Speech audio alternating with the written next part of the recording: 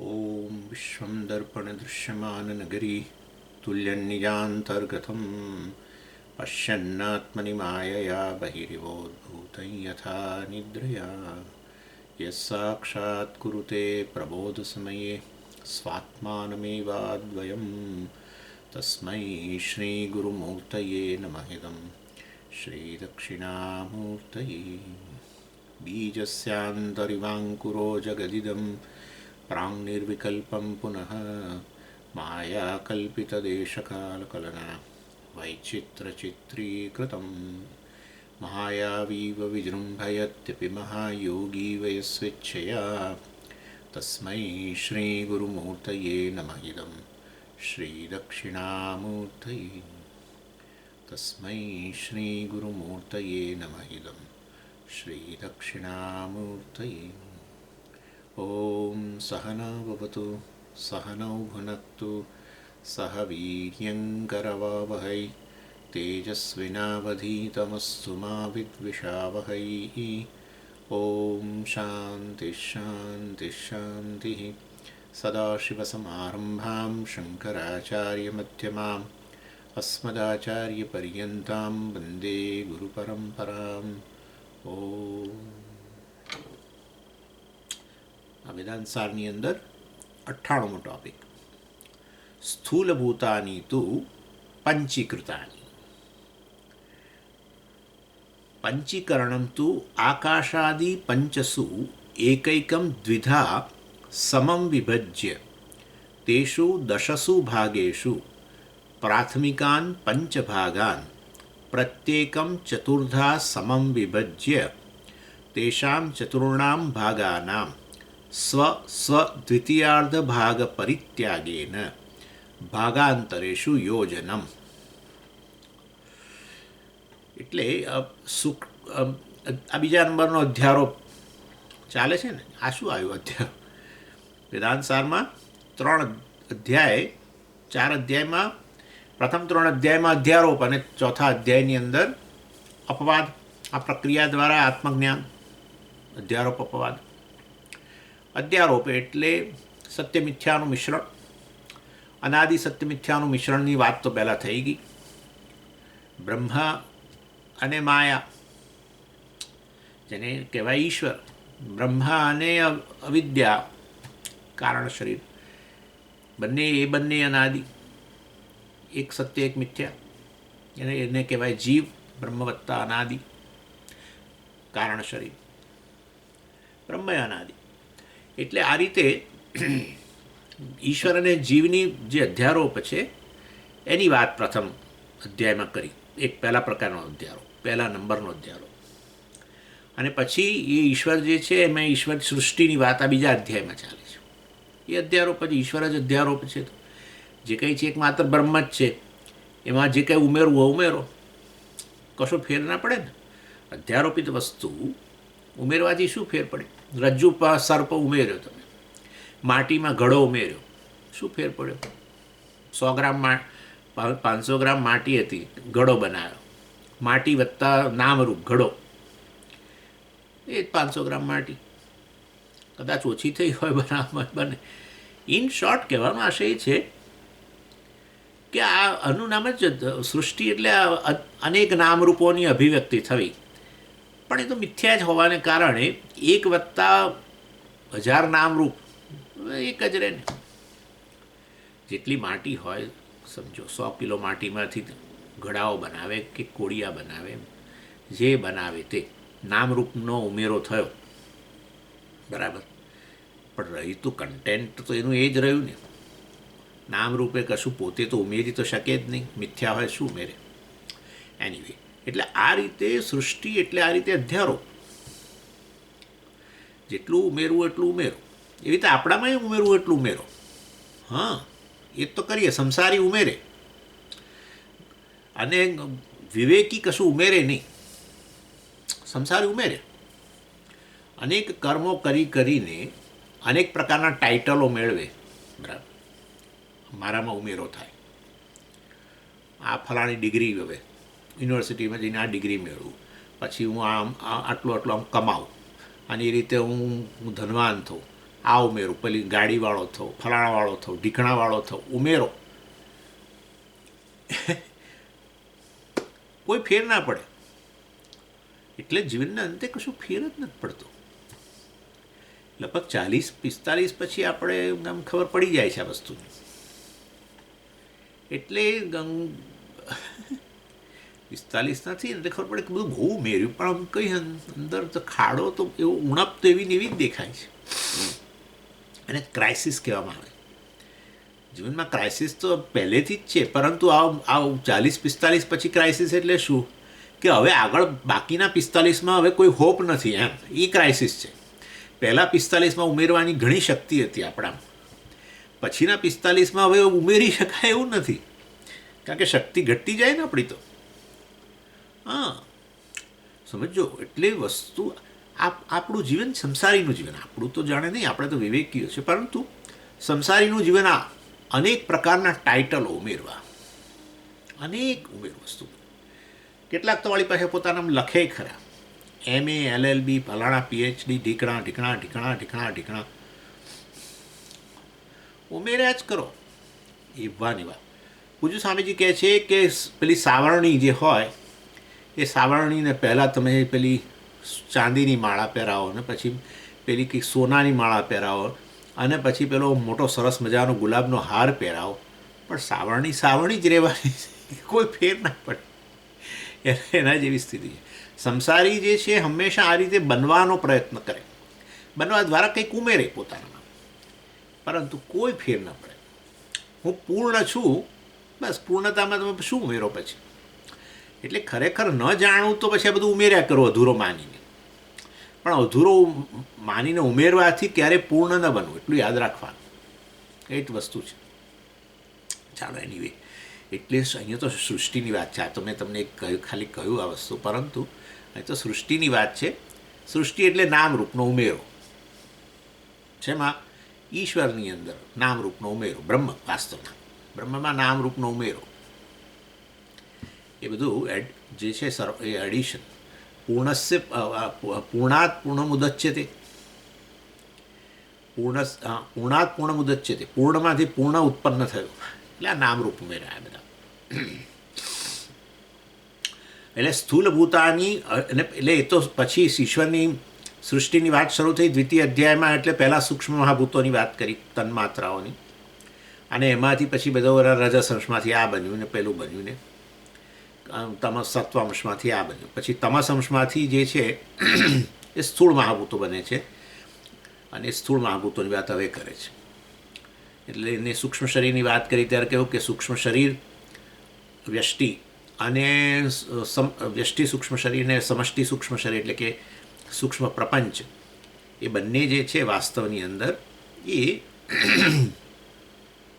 એના અંતર્ગત છે, વગેરે વગેરે બધી ચર્ચા થઈ. વ્યષ્ટિ સમષ્ટિનો ભેદ બહુ છે નહીં વગેરે એ પણ વાત કરી. અને હવે સ્થૂળ શરીરોની પહેલાં સ્થૂળ શરીરની વાત કરવાની છે. સૂક્ષ્મ શરીર પતી ગયું, પણ સ્થૂળ શરીરની વાત કરો. પણ સ્થૂળ શરીર તો બને છે વાસ્તવમાં સ્થૂળ મહાભૂતોમાંથી, એટલે પહેલાં તો સ્થૂળ મહાભૂતોની વાત કરવી પડશે. એટલે આ સ્થૂળ મહાભૂતો જે છે એની હવે અહીં ચર્ચા શરૂ કરે છે. જેમ કે તમારે ઘર બનાવવું હોય તો ઘર બનાવવા માટે શું જોઈએ? ઈંટો. તો પહેલાં ઈંટો તો બનાવવી પડે, બિલ્ડિંગ બ્લોક ભઠ્ઠામાં, પછી એ ઈંટો દ્વારા મકાન બને. એવી રીતે આ મકાન જે છે ઘર, એ બનાવવા માટે કઈ ઈંટો જોઈશે? પંચમહાભૂતો, સ્થૂળ પંચમહાભૂતો જોઈશે. એ સ્થૂળ પંચમહાભૂતો બનાવવાની પહેલાં વાત કરવી પડશે, ઈંટો બનાવવાની વાત કરી એ રીતે. એટલે આ રીતે આ સ્થૂળભૂત સૃષ્ટિ અહીંયા પહેલાં કહેવામાં આવે છે, અને 99 શ્લોકમાં સમજાવે છે કે જુઓ આ કેવી રીતે બને છે. અને અહીંયા શું કહે છે? આ સ્થૂળભૂતાની તું પંચીકૃતાની, તું એટલે તફાવત બતાવવા માટે. પહેલાં સૂક્ષ્મની વાત કરી, સૂક્ષ્મ શરીર એટલે સૂક્ષ્મ મહાભૂતોની વાત કરી, તો કે આ સ્થૂળભૂતો છે, એટલે પહેલાં કરતાં વાસ્તવમાં ભિન્ન છે. સ્થૂળ છે પહેલાં સૂક્ષ્મ. અને પંચીકૃતાની એટલે મિશ્રણ છે. એટલે આપણે ધાતુમાં ખબર છે પેલા ધાતુઓને ભેગી કરીને આ લોકો એલોય બનાવે, એવી રીતે આ પંચ સ્થૂળ મહાભૂતો કેવી રીતે ઉત્પન્ન થાય છે? તો કે સૂક્ષ્મ મહાભૂતોને ભેગા કરીને બનાવવામાં આવે છે એમ. એટલે પંચીકૃતમ મિક્સર. અને સૂક્ષ્મભૂતોનું નામ આપ્યું હતું તન્માત્ર. બરાબર છે. તન્માત્રા એટલે શું? તદ એવ. માત્રા એટલે એવ, એટલું જ. મતલબ કે આકાશ તન્માત્રા અથવા આકાશ સૂક્ષ્મ મહાભૂત, બરાબર. આકાશ જ એમ, શુદ્ધ શુદ્ધ, કોઈ મિશ્રણ નહીં એની અંદર બીજા મહાભૂતો, એને તન્માત્રા કહેવાય. તદ એવ તન્માત્રમ અથવા તન્માત્રા એટલે આકાશ. તન્માત્રા એટલે આકાશ એવ, આકાશ જ, બીજું કંઈ નહીં એની અંદર એમ, શુદ્ધ. એટલે એ તો બધા સૂક્ષ્મ. હવે પંચીકરણ થાય એટલે બધું મિશ્રણ થાય. એટલે પ્રત્યેક મહાભૂત જ્યારે શુદ્ધ અવસ્થામાં હોય ત્યારે તન્માત્રા, સૂક્ષ્મ બધા. એટલે સ્થૂલભૂતાની પંચીકૃતાની. પંચીકૃતાની એટલે સૂક્ષ્મ મહાભૂતો અપંચીકૃતાની, સ્થૂલ મહાભૂતો પંચીકૃતાની. પાંચે મહાભૂતોને ભેગા કરવાની પ્રક્રિયાને પંચીકરણ કહેવાય. અને એ પંચીકરણ સમજાવે છે, જુઓ. એટલે કે છે પંચીકરણમ તું. આ પંચીકરણ જે છે સ્થૂળીકરણ. પંચીકરણ એટલે સ્થૂળીકરણ, સ્થૂળ મહાભૂતો બનાવ. આપણે એને પંચીકરણ એટલે કહે છે કે પાંચેને ભેગા કરવાના. પાંચે સૂક્ષ્મ મહાભૂતોને અમુક માત્રામાં ભેગા કરો એટલે જે તે સ્થૂળ મહાભૂત બને. આકાશાદિ પંચસુ એટલે આ આકાશાદિ પંચસુ, આ આકાશ વગેરે જે પાંચ સૂક્ષ્મ મહાભૂતો જે છે, એકૈકમ, એ સૂક્ષ્મ મહાભૂતોને એકૈકમ, એક એકને શું કરો? આકાશાદિ પંચસુ એકૈકમ દ્વિધા સમમ વિભજ્ય. એ પ્રત્યેક સૂક્ષ્મ મહાભૂત જે છે, આકાશ, વાયુ, અગ્નિ, જળ અને પૃથ્વી, એ સૂક્ષ્મ મહાભૂત શુદ્ધ માત્રામાં જે શુદ્ધ છે, પંચીકરણ વગરના છે, એ દરેક સૂક્ષ્મ મહાભૂતને બે ભાગમાં વિભાજ કરો. એકૈકમ, એક એકને, દ્વિધા એટલે એને બે ભાગમાં, સમમ વિભજ્ય મતલબ સરખા ભાગ બે કરો. તેષુ દશસુ ભાગેશુ પ્રાથમિકાન પંચભાગાન. તેષુ દશસુ ભાગેશુ એટલે હવે તમને દરેકના બબ્બે થયા એટલે કુલ 10 ભાગ થઈ ગયા. હવે તેષુ દશસુ ભાગેશુ, આ 10 ભાગ જે થયા દરેકના બબ્બે કરીને, પ્રાથમિકાન પંચભાગાન, એમાંથી પ્રથમ પંચભાગ જે છે, એટલે પહેલાં દરેકના બબ્બે કર્યા છે, એમાંથી પહેલો ભાગ દરેકનો લ. એમ પહેલો ભાગ મતલબ એક વન હાફ કહું છું. આમ ગુજરાતીમાં એક દૂતિયાંશ કેવું બોલતા હતા, એટલે મને એ જરા એક દ્વિતીયાંશ કહેવું જોઈએ. એક દ્વિતીયાંશ એટલે વન હાફ બધા એમ. 1/2 કહીએ ને આપણે, અડધો 50%. લો ચાલો, એ બહુ સારું. 50%, 100% હતું, એમાંથી 2 ભાગ કર્યા એટલે 50% દરેક જે છે એને પાછા દરેક, એ જે 50% વાળો ભાગ છે એને દરેકને પાછા 4 ભાગ કરો એટલે દરેક 12.5% થયા. બરાબર છે. પહેલાં 2 ભાગ કર્યા, એક ભાગ 50% બાજુએ મૂકી દો, પછી આ બીજો 50% જે ભાગ છે દરેકનો એને 4 ડિવાઈડ કરો, એમ કહે છે. એટલે પ્રાથમિકાન પંચભાગાન. પ્રાથમિકાન એટલે પહેલો જે પંચભાગ છે, પાંચેના પહેલો ભાગ છે 50% વાળો, પ્રત્યેકમ ચતુર્ધા સમમ વિભજ્ય 12.5%. એટલે 50%ને આ રીતે જે હતું એમાં તમે 4 ભાગ કર્યા, દરેક 12.5% કર્યા. ના સમજી, 12.5% તો 12 ચોક 48 થઈ ગયા ને. સમમ વિભજ્ય તેષામ ચતુર્ણામ ભાગાના સ્વસ્વ દ્વિતીયાર્ધ ભાગ પરિત્યાગેન ભાગાંતરે સુયોજના. લો, કેટલું સરળ. તેષામ ચતુર્ણામ ભાગાના, હવે દરેક 12.5% જે છે, 12% આકાશ, એને બાકીના 4 મહાભૂતોના પણ આપણે કરેલા જ છે રીતે ભાગ, એને બાકીના 4 મહાભૂતો જે છે એમાં પેલો જે સ્વસ્વ દ્વિતીયાર્ધ ભાગ પરિત્યાગેન, એ દરેકના 50%, દરેકના 2 ભાગ કર્યા. પહેલો ભાગ છે આકાશનો 50% જે છે એને 4 ભાગ કર્યા. વાયુ જે છે એને 50% હતા, એને 4 ભાગ કર્યા. અગ્નિના 4 ભાગ કર્યા, જળના 4 ભાગ કર્યા, અને પૃથ્વીના 4 ભાગ કર્યા, પેલા 50%માંથી દરેકના. બરાબર છે. હવે એ 12.5% જે આકાશ જે છે એને વાસ્તવની અંદર તમે બીજામાં ઉમેરો, વાયુમાં ઉમેરો. એ જે 4 ભાગ છે ને, આકાશનો 50% ભાગ તો રહ્યો જ છે. એ આકાશના 12.5% હવે 50%માંથી જે 4 ભાગ કરીને 12.5% આવ્યા, એ આકાશના 12.5%ને વાયુમાં ઉમેરો. બીજો 12.5% છે એને અગ્નિમાં ઉમેરો, જળમાં ઉમેરો અને પૃથ્વીમાં ઉમેરો. થઈ ગયા? એટલે એ રીતે એની અંદર ઉમેરો. પછી વાયુના 12.5% લો. વાયુના 12.5% જે છે એ શેમાં ઉમેરો? એના 50% નહીં ઉમેરવાનું, જે ભાગ છે એને બાકીનામાં ઉમેરવાનું. આ રીતે 12.5% તમે જે કર્યા છે 4 ભાગ, એ બાકી એના પોતાના સિવાયના બાકીનામાં ઉમેરો. એટલે આ રીતે શું થયું તૈયાર? 12.5% આકાશ આવ્યું વાયુની અંદર, 50% તો ઓલરેડી વાયુ પેલો પડેલો જ છે. વાયુના જે 12.5 કરીશું એ 4 ભાગ કરીશું, એના પછી બાકીના 4માં ઉમેરવાનો. એટલે હવે આકાશની વાત કરું. આકાશના 50% હતા, એની અંદર હવે શું આવ્યું? 12.5% વાયુ આવ્યો, 12.5% અગ્નિ આવ્યો, 12.5% જળ આવ્યું અને 12.5% પૃથ્વી આવી. એટલે 50% આ 4 મહાભૂતો અને 50% પોતે આકાશ. સમજી ગયા? અને આ રીતે આ સ્થૂળ મહાભૂત તૈયાર થયો. પછી હવે વાયુ લો. વાયુના આપણે 2 ભાગ તો કરેલા જ હતા, 50-50. એક બીજો એ પહેલો જે 50 હતા એના 12.5 કર્યા હતા. એને એનામાં નહીં ઉમેરવાના, એને બાકીના 4માં ઉમેરવાના. એટલે વાયુના 12.5% ક્યાં ઉમેરાશે? આકાશના 50% જે પેલો રહ્યો છે એની અંદર ઉમેરાય. પછી અગ્નિના 12.5% એની અંદર ઉમેરાય. પછી જળના 12.5% ઉમેરાય અને પૃથ્વીના 12.5% ઉમેરાય. 50% આકાશ વત્તા એની અંદર આ બધું બાકીનું આવી ગયું, બાકીના 4. આમ કરીને 5 પંચીકરણ થયું ને. પંચીકરણમાં પોતે 50% જે તે મહાભૂત, પણ બાકીના 12.5% 4 બાકીના. બરાબર? એટલે એનો અર્થ એવો થયો કે સ્થૂળ આકાશમાં સૂક્ષ્મ મહાભૂત આકાશની પ્રધાનતા ખરી 50%, બાકીના 4 જે છે એ 12.5%.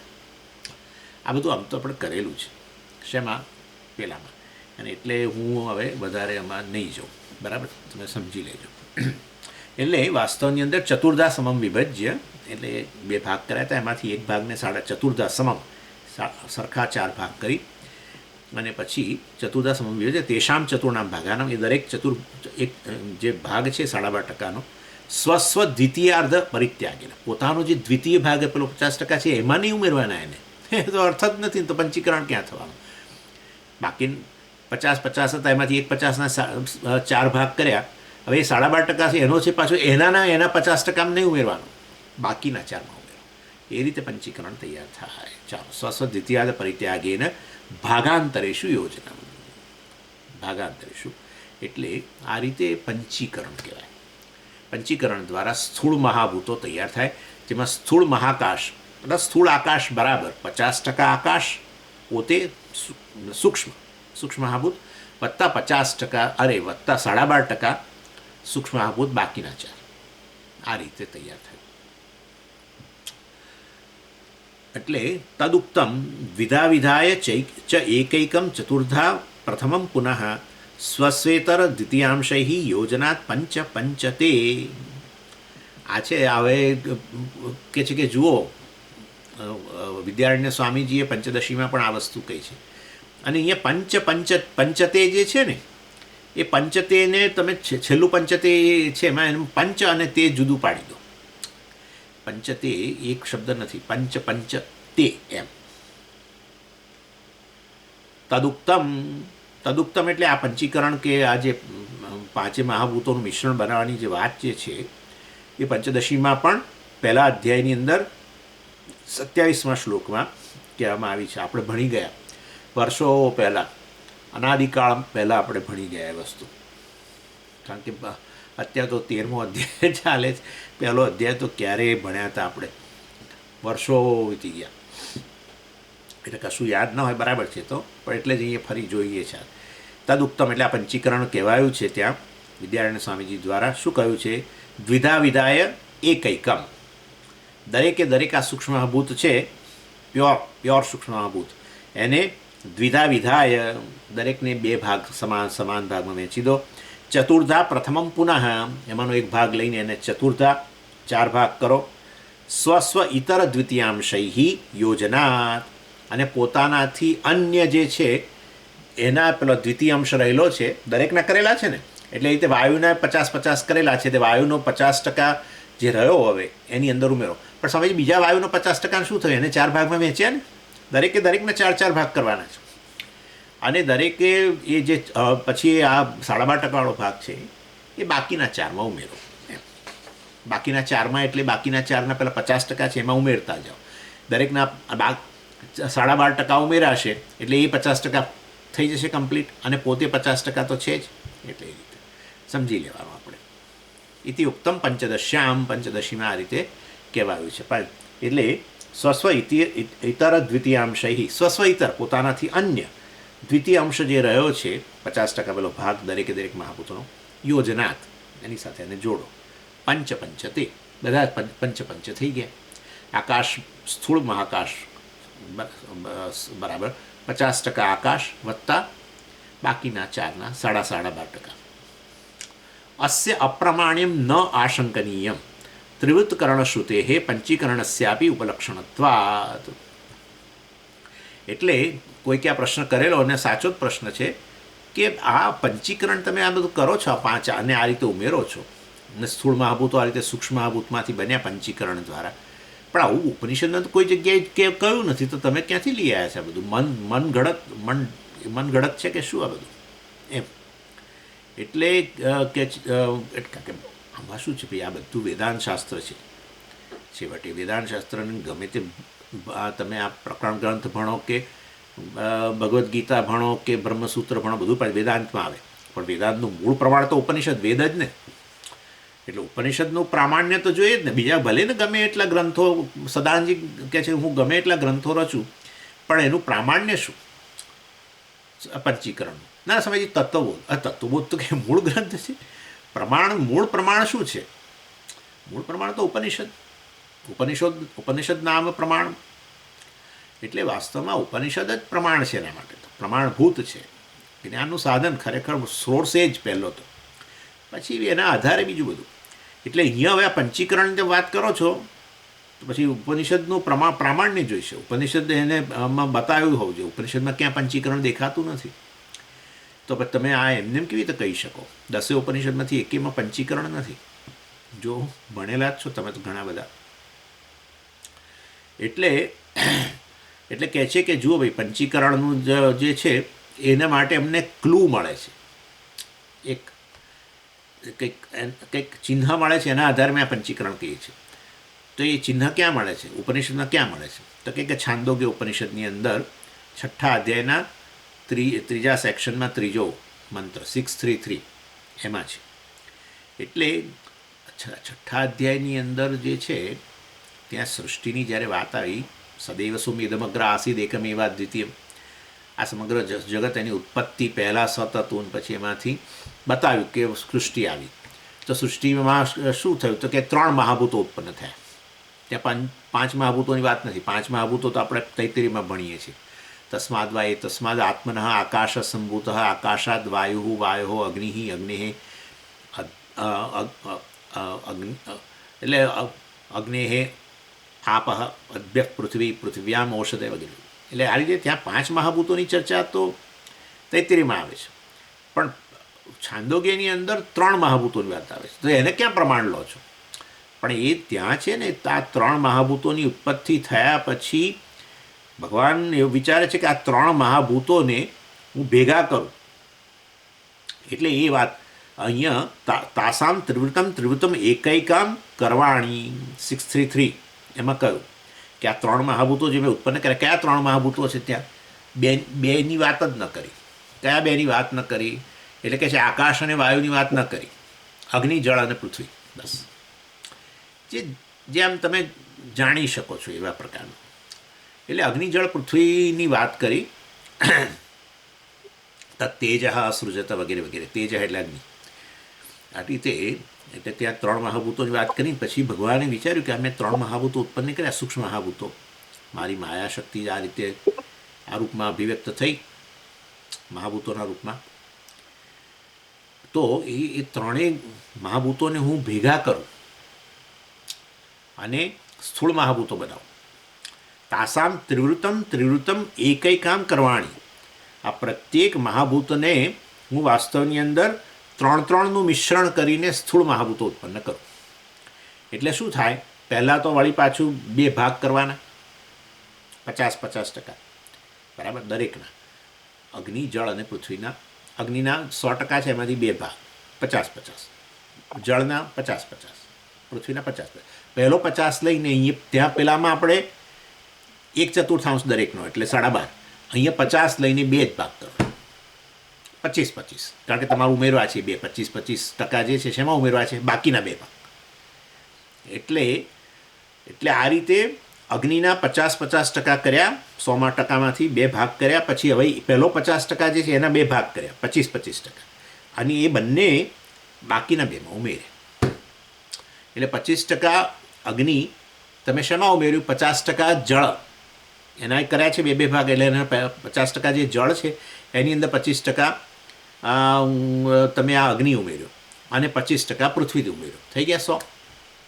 એવી રીતે હવે જળ લો, તો જળના તમે એમાં 50-50 કરેલા છે, અને પહેલાં 50માંથી 25-25 કરો. એ 25% 2 ભાગ જે છે 25-25ના, એને પેલા અગ્નિમાં 25% ઉમેરી દો, અને 25% પૃથ્વીમાં ઉમેરી દો. પણ ઉમેરો એટલે શેમાં ઉમેરો, 50% રહ્યા છે ને દરેકના, એની અંદર ઉમેરો. એટલે આ રીતે એને ત્રિવૃતકરણ કહે છે. એટલે આ રીતે ત્રિવૃતમ એટલે મિક્સચર ઓફ 3નું મિશ્રણ. અને આ રીતે બંધ કરજો ભાઈ, કોનો અવાજ આવે છે.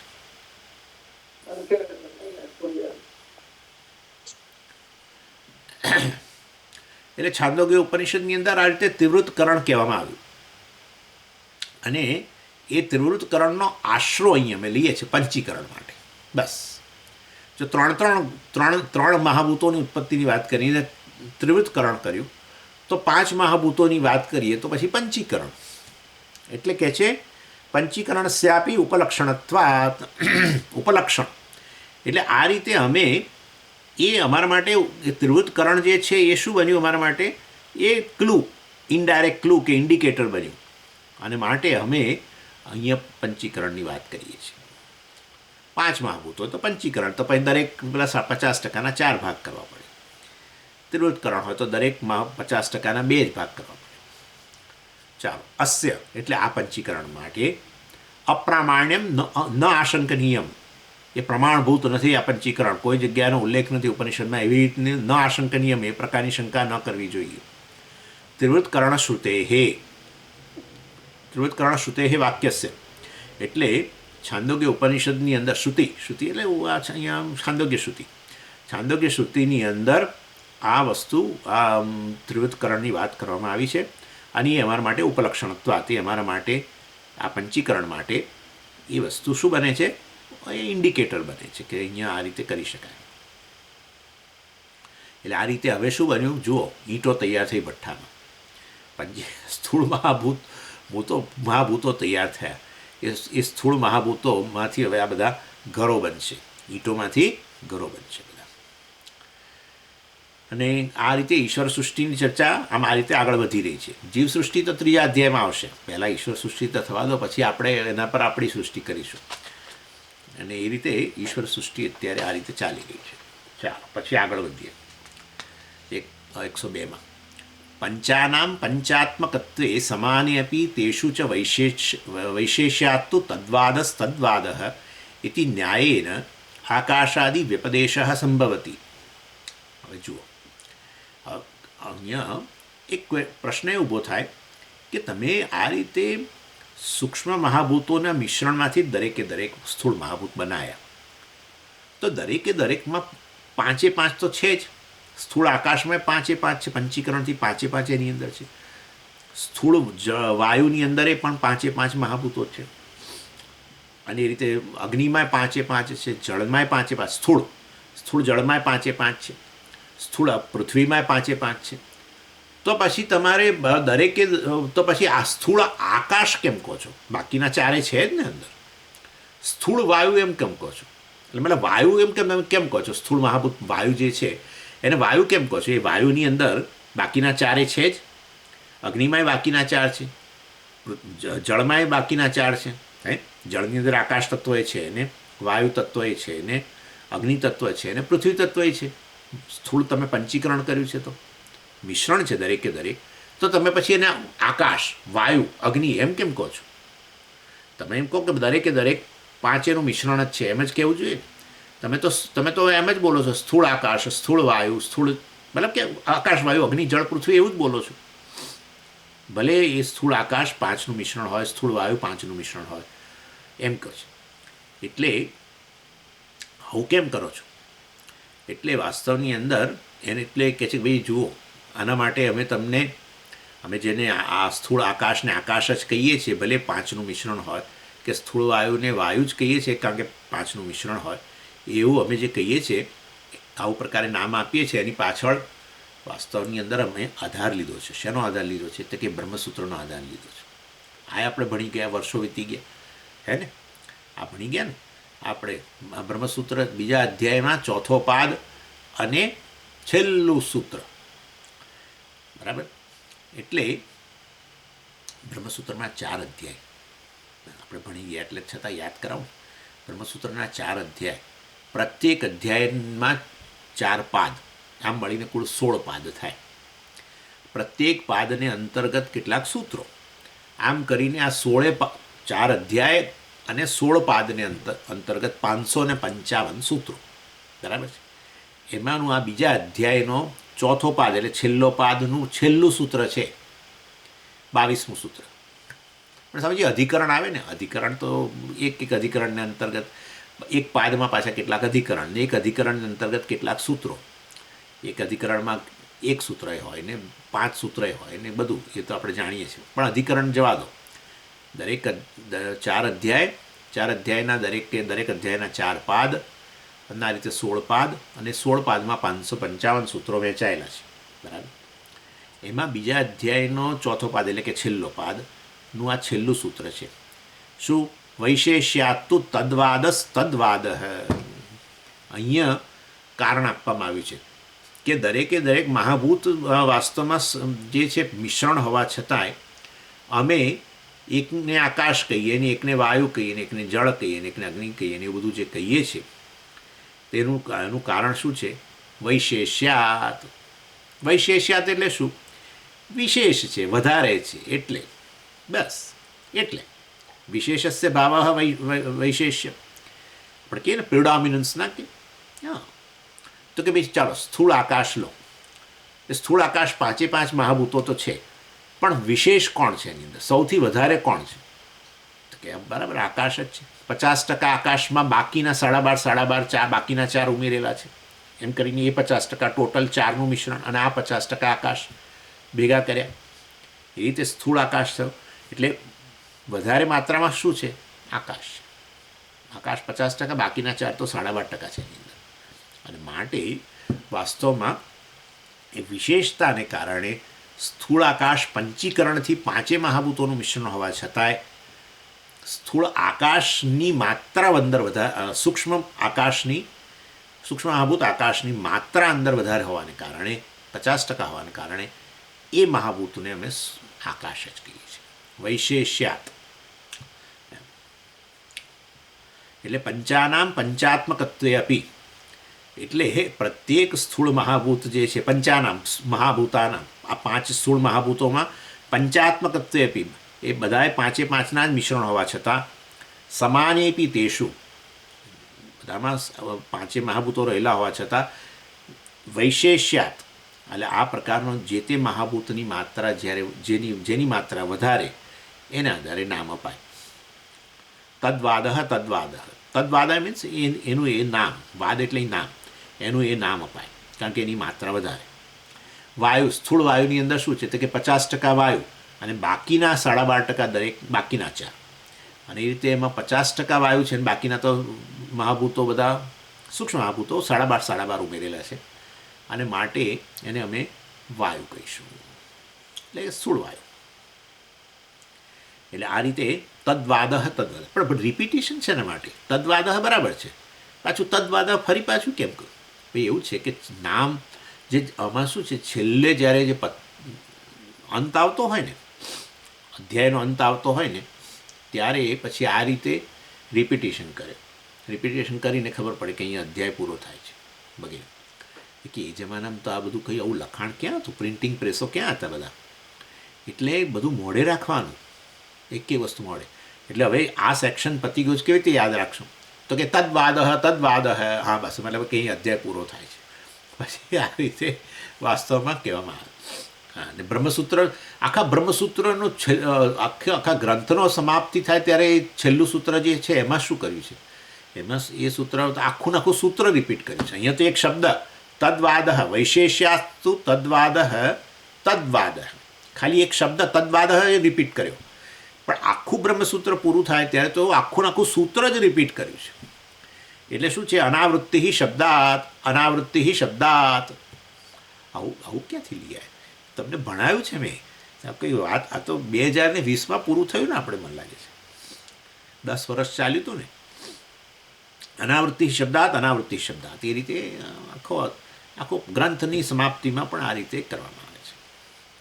કારણ કે બધું મોડે રાખવાનું, એક વસ્તુ મોડે, એટલે પછી કેવી રીતે યાદ રહે બધું. એટલે પછી આવું જ્યારે રિપીટેશન હોય ત્યારે સમજવાનું કે વસ્તુ અહીંયા પૂરી થાય છે. ઇતિ ન્યાયને, એટલે આ ન્યાય એટલે બ્રહ્મસૂત્રમાં, ઇતિ ન્યાય એટલે ઇતિ બ્રહ્મસૂત્ર, આ બ્રહ્મસૂત્ર દ્વારા. કારણ કે આ ન્યાય ગ્રંથ ને, બ્રહ્મસૂત્ર ન્યાય એટલે લોજિક.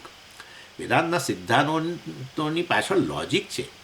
આપણે એવું નથી કહેતા તમે બ્રહ્મ છો માની લો આજથી, જાઓ, આવું નહીં. તમે બ્રહ્મ છો માની લેજો, પ્રશ્ન નહીં કરવાનો, તમે છો બસ માની લો.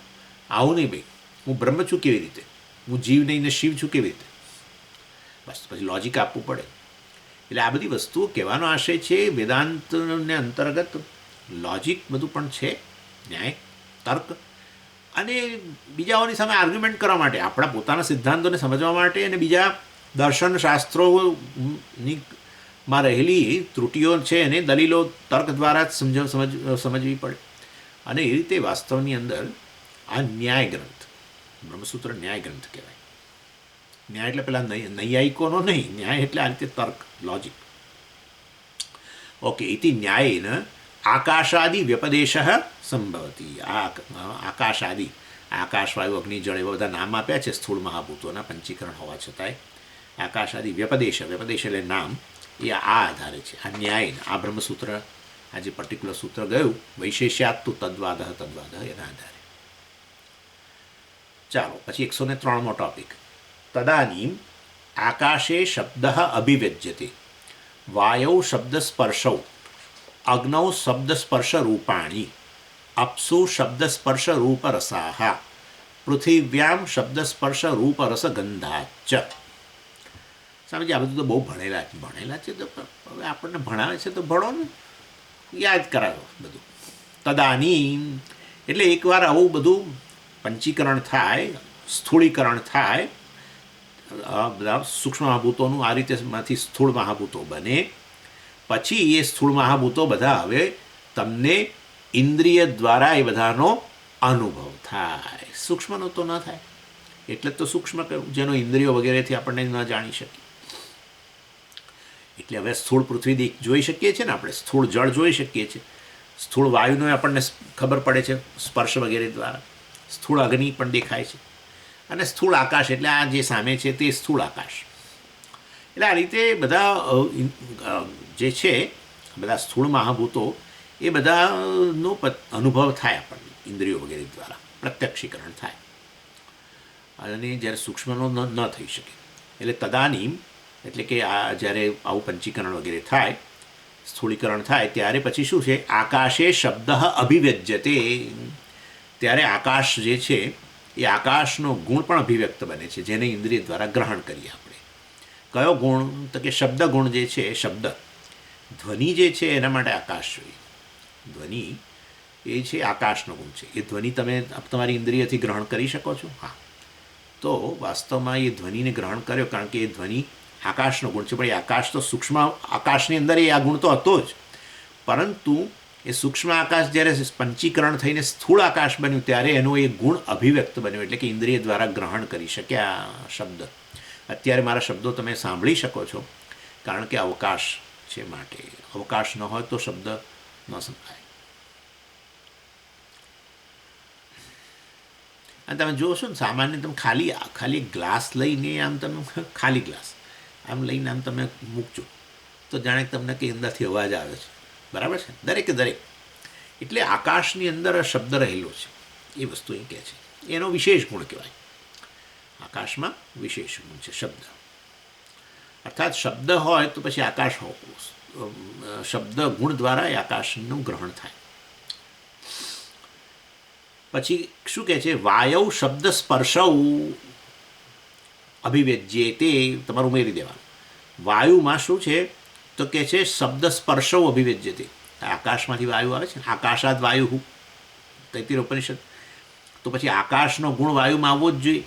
આકાશમાંથી વાયુ ઉત્પન્ન થતો તો આકાશનો ગુણ વાયુમાં જણાવવો જોઈએ, અને છે શબ્દ, એટલે વાયુમાં શબ્દ છે. તમે જાણો છો અવાજ આવતો હોય છે, અને બહાર તમે ખુલ્લામાં જ્યારે ચાલવા ગયા હોય ને પવન આવે તો કેવો અવાજ આવે છે. અને તમારી બારીઓ બંધ હોય ને એમાંથી પણ જ્યારે પવન ફૂંકાતો હોય ત્યારે અવાજ આવે છે.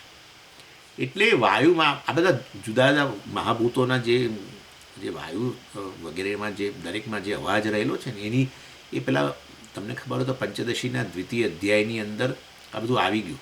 બુલું બુલું ને એવું બધું આવ્યું હતું ને, કડાકડા બુલું બુલું આવું બધું જે ધ્વનિ જે છે એ બધા ત્યાં વિદ્યારણ્ય સ્વામીએ બધા વિવિધ પ્રકારના ધ્વનિ જે છે.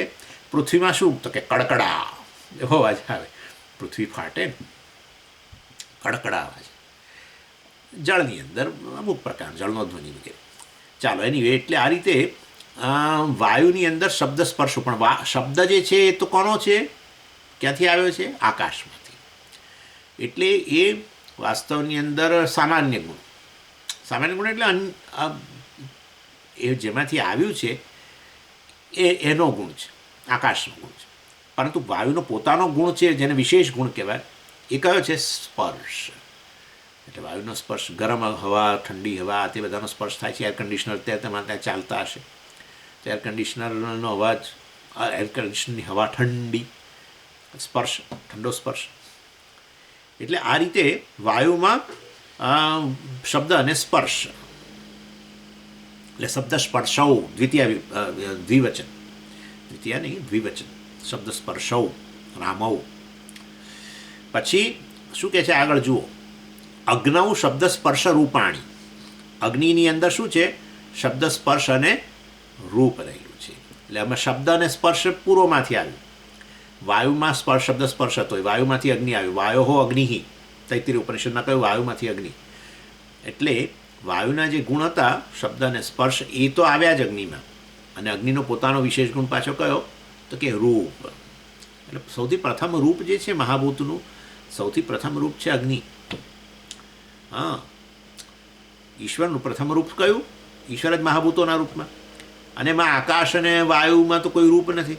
એટલે ઈશ્વરને તમે દર્શન કરવા હોય તો સૌથી પ્રથમ એનું રૂપ કયું? અગ્નિ. અને માટે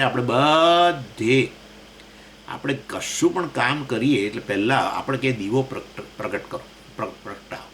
દીવો પ્રગટાવો એટલે શું? ઈશ્વરને અહીં બોલાવો. હવે ઈશ્વરને સાક્ષી તરીકે રાખવા કામમાં.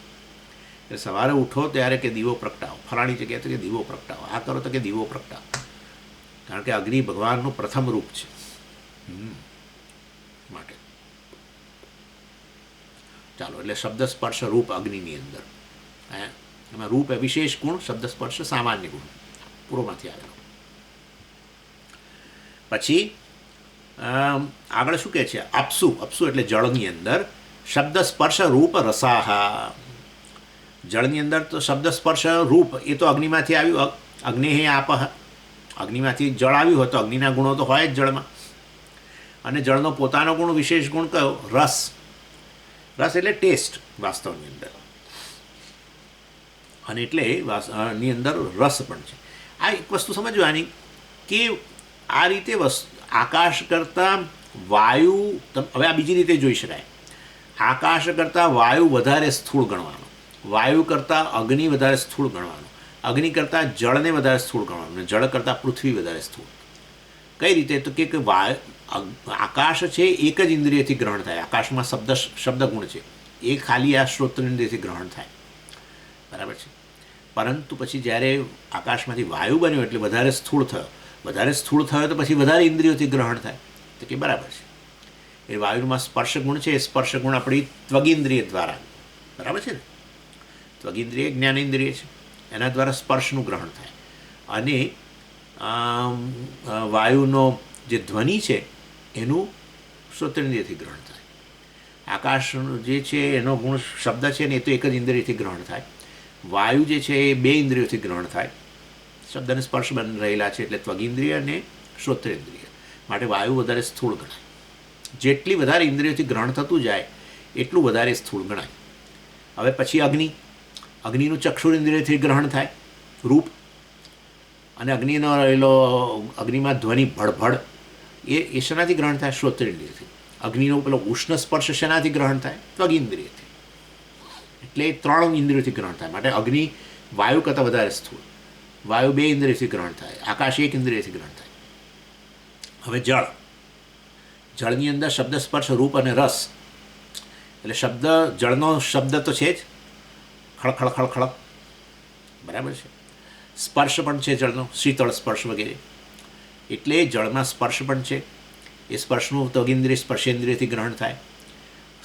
જળનું રૂપ છે, બરાબર છે, એ રૂપનું શેનાથી ગ્રહણ થાય? ચક્ષુરેન્દ્રિયથી. અને હવે એમાં રસ પણ છે, ટેસ્ટ, એનું શેનાથી ગ્રહણ થાય? સ્વાદિન્દ્રિયથી. એટલે આ રીતે અગ્નિ 3 ઇન્દ્રિયોથી ગ્રહણ થાય. અગ્નિ ગ્રહણ થાય એટલે અગ્નિના ગુણો, એમાં ગુણ એનો રહેલો હોય એના સહિત અગ્નિ ગ્રહણ થાય. ગુણ ગ્રહણ થાય ત્યારે ગુણીનું ગ્રહણ થાય જ.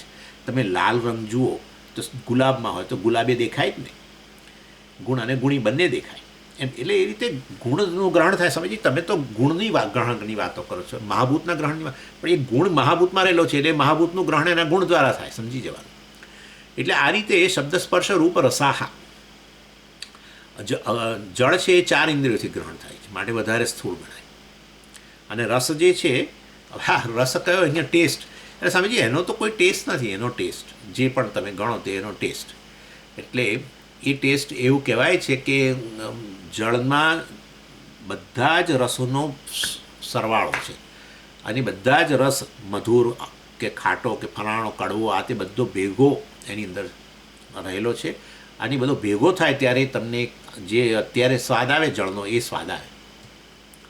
જેવી રીતે આપણે સૂર્યની અંદર સૂર્યના કિરણોમાં 7 કલર રહેલા છે, પણ એ 7 કલર ભેગા હોય ત્યારે વાસ્તવમાં કયો કલર દેખાય છે? એનો વ્હાઇટ, સફેદ, બરાબર છે.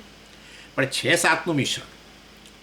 એ તો તમે જ્યારે પેલું પ્રિઝમ વગેરે મૂકો ત્યારે આમ એ 7 આમ વ્યક્ત બને, અથવા પેલું મેઘધનુષ્ય થાય ત્યારે દેખાય કે હા એમાં 7 કલર છે.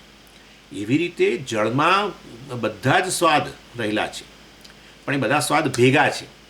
એમાંથી જે તે સ્વાદ અભિવ્યક્ત બને. તમે જે તે વસ્તુ ખાઓ ત્યારે એ જળનો મધુર રસ જે છે એ પેલા એના જે તે વસ્તુ તમે, દાખલા તરીકે શેરડીનો રસ, તો શેરડીનો રસ તમે પીધો એટલે જળમાં જ રહેલો એ મધુર રસ છે એ વખતે અભિવ્યક્ત બને. એટલે પ્રત્યેક પદાર્થ જે છે ને એ પેલા પ્રિઝમ જેવું કામ કરે. એને કારણે બધા રસોનું મિશ્રણ હોવા છતાં જે તે રસ અભિવ્યક્ત થવા માટે જે તે પદાર્થ, સ્વાદનો પદાર્થ આપણો કંઈ પણ ખાવાની વસ્તુ એ રીતે અભિવ્યક્ત થાય. એટલે એવું ગણવામાં આવે. શાસ્ત્ર એ રીતે કહે છે કે આ રીતે એ વાસ્તવની અંદર જળમાં બધા સ્વાદ રહે. અને એક વસ્તુ તો નિશ્ચિત છે કે આપણી જીભ એટલા માટે ભગવાને ભીની જ રાખે છે. હા, ભીની હંમેશા, કારણ કે ત્યાં સ્વાદ, એટલે એ જળનો સ્વાદ છે વાસ્તવની અંદર. સ્વાદેન્દ્રિયમાં જળ, જો જીભ કોરી પડી જાય છે, કેટલાક લોકોને પેલું કેન્સર વગેરેમાં તદ્દન કોરી પડી જાય, સ્વાદ જ ના લાગે. સમજીએ, અમે તો ખાઈએ છીએ પણ કોઈ સ્વાદ નથી આવતો. તમે કહો છો કે આ મીઠાઈ તો ગળી જ, પણ મને તો કંઈ સ્વાદ જ નથી આવતો. કેટલાકને ગળી મીઠાઈ કડવી એ લાગે ને, આ બધું જાતનું થતું હોય છે.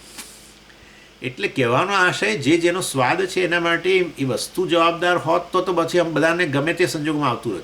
આપણી જીભ જવાબદાર છે એવું ગણવામાં આવે છે. એટલે આપણે કહીએ છીએ ખરાબ, મારી જીભ ખરાબ થઈ ગઈ છે એમ કે બોલવામાં નહીં, એ તો હોય, પણ મારી જીભ સ્વાદની અંદર.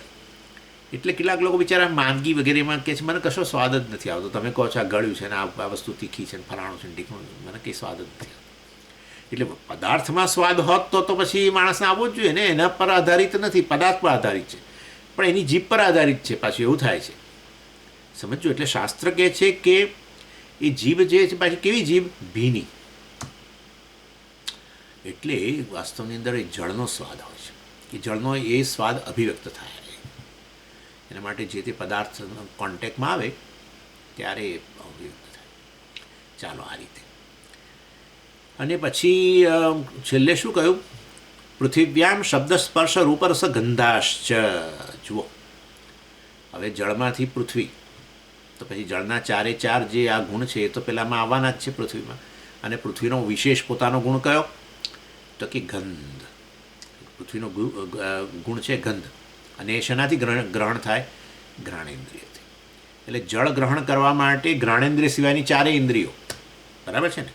જળનો સ્વાદ, સ્વાદેન્દ્રિય; જળનો શબ્દ, શ્રોતેન્દ્રિય; જળનો સ્પર્શ, શીતળ વગેરે, ત્વગિન્દ્રિય, સ્પર્શેન્દ્રિય; અને જળનું રૂપ, ચક્ષુરેન્દ્રિય. હવે એમાંથી જે આ બન્યું પૃથ્વી, એ પૃથ્વીનો પોતાનો ગુણ ગંધ, એને ગ્રહણ કરવા માટે પછી પાંચમી ઘ્રાણેન્દ્રિય. એટલે પૃથ્વી પાંચે પાંચ ઇન્દ્રિયોથી ગ્રહણ થાય છે, માટે પૃથ્વી સૌથી વધુ સ્થૂળ કહેવાય. જળ જે છે ચાર ઇન્દ્રિયોથી ગ્રહણ થાય છે, એનું જ્ઞાન થાય છે, એટલે કે જળના ગુણોનું ચાર ઇન્દ્રિયોથી જ્ઞાન થાય છે. માટે જળ પૃથ્વીની સરખામણીમાં ઓછું સ્થૂળ, જળ કરતાં વાયુ ઓછું સ્થૂળ, જળ કરતાં અગ્નિ ઓછું સ્થૂળ, અગ્નિ કરતાં વાયુ ઓછો સ્થૂળ, વાયુ કરતાં આકાશ ઓછું સ્થૂળ. અને દેખાય જ છે આકાશની સરખામણીમાં આકાશ અને પૃથ્વી બંને સ્થૂળ મહાભૂતો લો તો કયું વધારે તમને સ્થૂળ વધારે લાગે છે? પૃથ્વી જ લાગે છે. આકાશ કરતાં વાયુ વધારે સ્થૂળ, વગેરે વગેરે. અને આ રીતે વાસ્તવની અંદર જળ ગંધ છે, પૃથ્વીનો ગુણ છે. પણ સમજીએ, અમને તો પેલા પાણીની અંદર ગંધ આવે છે ક્યારેક. એ પાણીમાં જે ગંધ આવે છે એ પૃથ્વી તત્વથી ઘણી વાર. ઓકે, એ રીતે તમે બહાર ચાલવા જાઓ ને સમજી, પણ અમને તો વાયુની અંદર સુગંધીદાર વાયુ છે અત્યારે. એ સુગંધ બીજી કંઈ નહીં, એ ફૂલોમાંથી જ પેલો જે કેમિકલ વગેરે જે છે પૃથ્વી તત્વ છે એ જ બહાર આમ વાતાવરણની અંદર સ્પ્રેડ થતું હોય છે, એની સ્મેલ હોય છે. વાયુની પોતાની કોઈ ગંધ નથી.